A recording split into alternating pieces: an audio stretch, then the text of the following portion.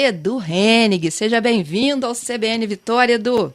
Fernanda, tudo bem? Que honra poder participar com você num dia tão importante, num momento tão significativo e recebendo esse convite de você, uma pessoa admirável, com capacidade de controlar essa história da notícia todas as manhãs pela CBN.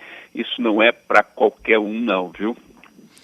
Edu, a gente tem o prazer de tê-lo aqui conosco, porque você faz parte do histórico, né, da rádio no Espírito Santo. As pessoas talvez te conheçam da televisão, da música, mas Edu também, olha, começou a vida dele no rádio. Eu acho que se... Eu comecei a minha vida profissional no rádio, no estúdio, né? Isso aí. Eu costumava até brincar dizendo que eu acordava cedo e minha mãe me catucava para eu estudar e falava, meu filho, levanta cedo. O estudo é tudo na vida. E eu ouvi estúdio. E aí, entrei no estúdio e não saí mais. O rádio é mágico, né? Agora o rádio está mais competitivo, o rádio era mais romântico, o rádio era mais leve. Hoje... Os números do Ibope, os números das pesquisas determinaram um ritmo muito frenético para o rádio, né? Normal, faz parte dos tempos, né? A questão do departamento comercial, do marketing, isso tudo faz parte de um todo. Mas o rádio é um grande companheiro, sempre foi um grande companheiro, já foi ameaçado de morte algumas vezes, né? Ah, vai chegar a televisão, o rádio vai morrer. Ah, vai chegar a internet, o rádio está morto. Ah, chegou o jornal, pouco tempo de vida. Quer dizer, e o rádio passou e cada vez mais forte. E nos últimos tempos, ele veio ganhando uma força muito grande, principalmente com a segmentação, por exemplo, a CBN, uma emissora que toca notícia. Então você vai ali, sintoniza numa rádio de notícia e sabe o que você vai esperar ali. Você acompanha, adianta, antecipa fatos que estarão no telejornal das 8 horas da noite. E você tem essa possibilidade de, através de outros avanços tecnológicos, como, por exemplo, ouvir rádio através do aplicativo do celular, você bota um fonezinho de ouvido, está fazendo alguma coisa e está levando o rádio com você durante todo o processo do dia, né? A relação do ouvinte com a emissora mudou muito e, consequentemente, também os profissionais de comunicação acabaram encontrando outros caminhos para poder trabalhar, poder se comunicar. A única coisa que eu sinto é que um rádio lá atrás era mais leve, mais romântico. É só esse único ponto que eu trago como saudosismo, entendeu? E por falar em saudosismo, a gente vai contar um pouco da evolução da música, da forma de ouvir música, viu? Graças à tecnologia. Então, Edu, deixo contigo a chamada aí do nosso comentarista. Manda ver. Não, eu acho que... eu primeiro morro de inveja dessa pessoa, né? Pela competência, pela capacidade, pelo conhecimento. É uma área muito ligada, diretamente ligada à minha área, né, em todos os sentidos, tanto televisão, quanto musicalmente, quanto rádio. Então, o nosso comentarista, conhecedor profundo do assunto, o Gilberto Sudré, merece todo o nosso respeito. E quando ele fala, eu aumento o volume, presta atenção, porque vem coisa boa por aí. Pra gente aprender, né, Edu? Certo, tá doido? Sabe tudo e mais um pouco. Vamos à vinheta do CBN a Tecnologia. CBN e a Tecnologia, com Gilberto Sudré.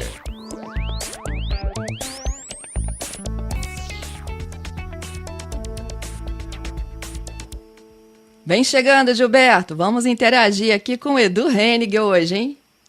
Bom dia, Edu. Obrigado pelas palavras carinhosas. É um prazer estar com você aqui, né, compartilhando aqui o rádio, que é um veículo também que eu, assim, já gostava antes como ouvinte, agora como participante da rádio. É um grande prazer, uma grande honra para mim. Bom dia, Fernanda também, minha amiga, minha parceira aqui no CBN Tecnologia, e a todos os ouvintes que estão aqui acompanhando a gente, né, nessa comemoração, né, dos 30 anos da CBN. Prazer. Ô, Gilberto, deixa eu contar uma história aqui do Edu, né? Quando eu fiz o convite a Edu, ele falou que ele era muito analógico. Edu, eu tô revelando nossas conversas aqui, viu? Não é off, né? E aí eu falei assim, não se preocupa não, porque eu também sou, entendeu? Eu tenho uma dificuldade imensa com a tecnologia, e o Gilberto, quando ele entra no ar comigo, assim, na verdade, ele me ajuda muito a compreender aquilo que eu achava que era uma barreira de ser compreendido. Não sei se é porque a gente faz parte da geração do vinil, sabe, Edu? Uhum. E a gente não tem o chip. Eu falo para os meus meninos, o Pedro e o Adalberto, né, os meninos da produção, que eles já nasceram com o chip do Spotify. Mas eu ainda tô lá no toca-disco, sabe, Gilberto? Olha só, eu não vou revelar a idade, mas há muito, muito tempo atrás eu trabalhei como DJ. Então eu tinha lá uma equipe, eu dava som em festa, inclusive. Olha aí, Edu, você sabia disso? Não, estamos arrancando verdades contestáveis sobre o Sodré. Tinha meus vinis lá que eu gostava de ouvir, tinha lá minhas amplificadores, caixa de som, tudo mais, que levava para as festas lá. Então, isso é muito tempo atrás, viu? Faz parte da minha história, com certeza. Sabe o que eu acho também, Sodré e Fernanda? Eu particularmente sou de uma época em que isso tudo é muito caro, era muito caro, muito custoso. Então, se você trabalhasse com equipamento de forma errada, ele estragava e você não tinha condição de comprar outro. Isso vale em todos os sentidos. Hoje, a tecnologia está mais acessível, mais leve, mais barata. Então, e essa molecada que está chegando e fuxicando e apertando o botão, eles não têm medo de destruir o equipamento. Eles não têm medo de fazer um processo operacional que trave o equipamento. A gente sabe quanto custa, ou quanto custou para a gente a evolução da tecnologia ao longo desses últimos anos.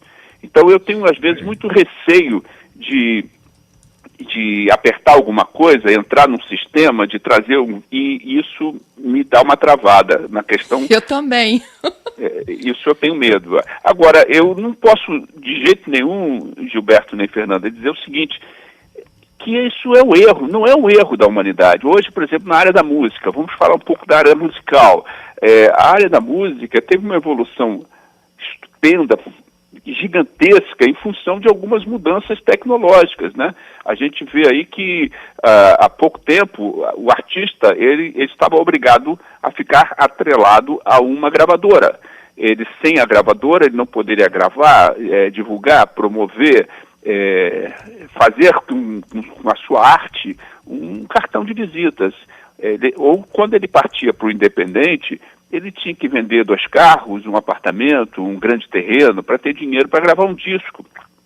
Ou para, além de gravar, promover esse trabalho. Hoje não. Hoje nós temos grandes sucessos acontecendo com artistas que fizeram seus discos praticamente em cima de um celular e que divulgam através do celular e que promovem, conversam e fecham contratos e são vistos e ouvidos nos 4 cantos do planeta através de equipamentos caseiros, né? Estúdios simplórios que com menos de 10 mil reais, 10 mil reais já estou falando até uma fortuna, você consegue fazer um produto ser internacionalmente divulgado. Isso é uma loucura, né?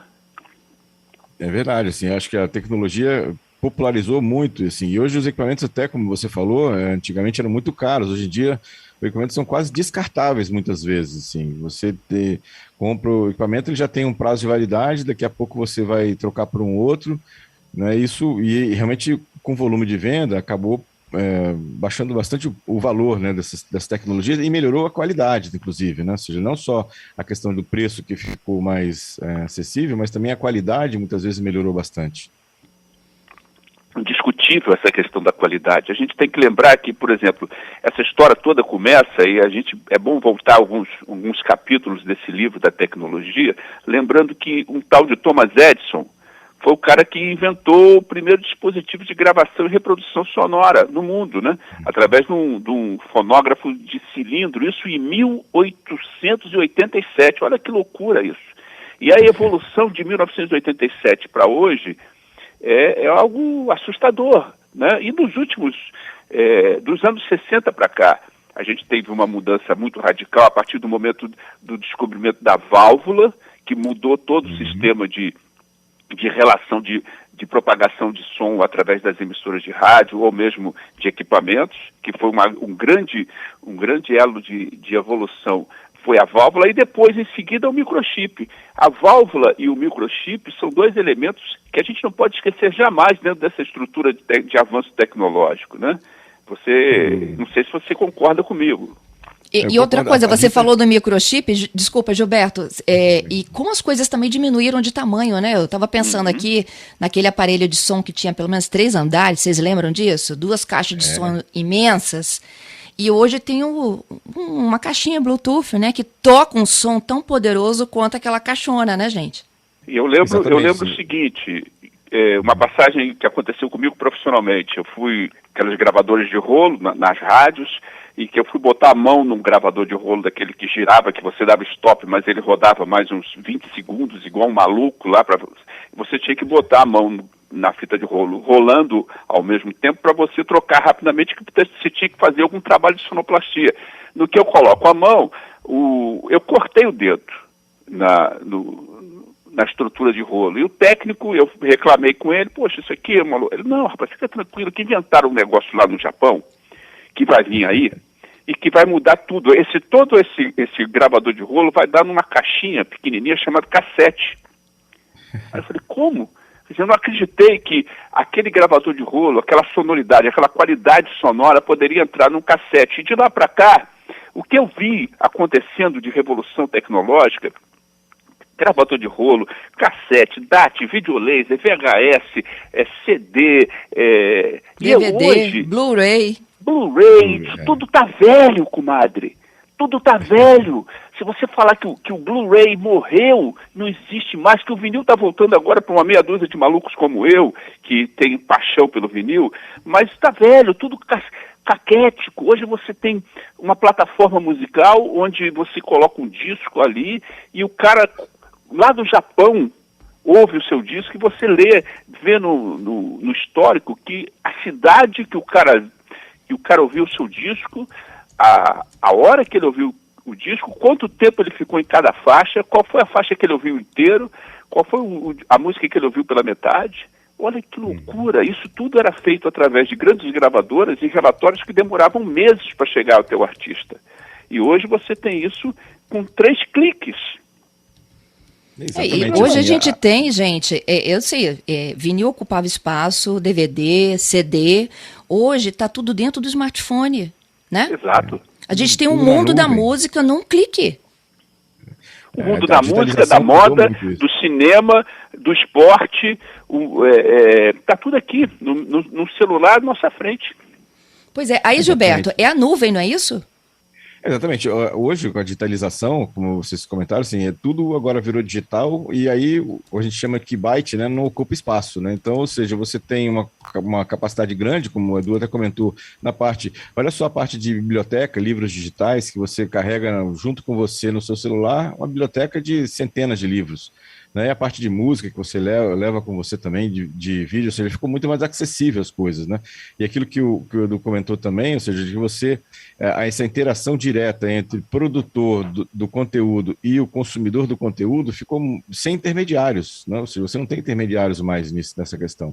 Você vai direto, você sabe quem está gostando do seu produto, da sua mídia, ou do seu conteúdo, quem não está gostando, que parte do seu conteúdo ele gosta ou não, ou seja, isso melhorou bastante e a nuvem ajuda nisso, porque você, no caso, você não precisa de ter uma infraestrutura como tinha nas antigas empresas, com grandes computadores, servidores, né, e uma sala fria. Hoje é barato você contratar um serviço na nuvem e armazenar isso na nuvem, ou você compartilhar isso através da nuvem. Eu lembro uma coisa, Fernanda, Gilberto, lá atrás eu trabalhei numa emissora de rádio, já que nós estamos falando de rádio, em que ela tinha um poder de penetração noturno muito grande e que ela era monitorada, era uma rádio de AM, amplitude modulada AM, em que radioamadores do mundo inteiro captavam o seu som através da madrugada e mandavam para você informações pelo correio, um padrão, algo padronizado, um fichário padronizado, assim, ouvi você disse mais ou menos isso, e eu estou na Austrália, eu estou na Índia, eu estou no Japão, E isso chegava por correio para a gente. 45 dias depois, caramba, eu fui ouvido na Austrália, que loucura! Você guardava aquela correspondência como se fosse um troféu, porque você estava sendo ouvido do outro lado do mundo. Nós temos um ouvinte que é radioamador, ele está na África, ele volta e meia me manda e-mail, dizendo que me ouviu também. Isso, é uma loucura isso. Agora, esse cara é velho, comadre. Ele é velho, mas ele é ótimo. Não, por que eu digo que ele é velho e caquético? Ele é ótima figura, porque eu posso fazer a mesma coisa te ouvindo pelo celular. Exatamente. Eu posso botar o aplicativo da sua emissora no meu celular e estou lá na Indonésia, debaixo de uma árvore, fugindo de um tigre e ouvindo você falando as notícias. Exatamente, Edu. Exatamente, olha como é que o mundo está louco, está ágil, rápido. Que maravilha isso. Isso precisa ser usado para o bem. É instantâneo, né, gente? Ó, eu tenho aqui já algumas participações de ouvintes, gente. Posso chamá-los aqui? Sim. Vamos lá. A Lúcia falando, sou fã do Edu.